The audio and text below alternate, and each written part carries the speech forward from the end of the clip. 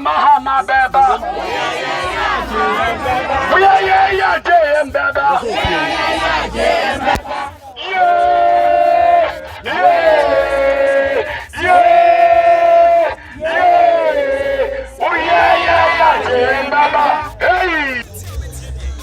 Akanefo amienu na yebeto aba ewo manmu na enei uba santemantemu a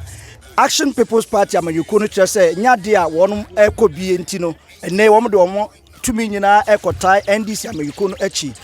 eninti enewa friends and trofo enhyiemu owura Kenneth Nana Kwame Asamoah eneye founder leader edema Action People's Party pani me wakwa baba onua TV so menu amejo so adenti na nei mosum do titafo nyina mo members nyina ekotai NDC amanyuku no achi menu a simple NDC Action People's Party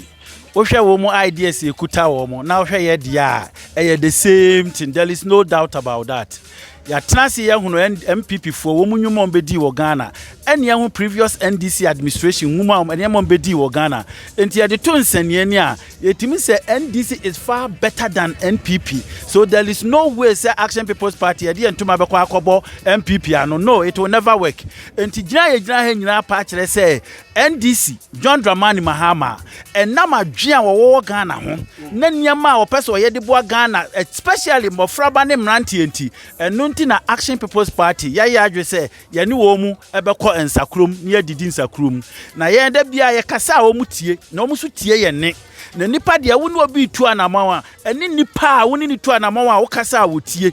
enu nti enenne ya begina ha say eneden as Action People's Party members, all the executive about 1.8 million across Ghana no ye nyina ye de ntoma aba no say ye ne NDC wo mo enkwamo coming December number 8 ehon obiya de nsa ekoto na ye 2 MPP a omu ba ye wo mabedi awu abedi Ghana fo abro abewie sika ama enesa amre mrantia ne mabawa ehuna mane wo Ghana MPP no more, NDC welcome. Ebushabo way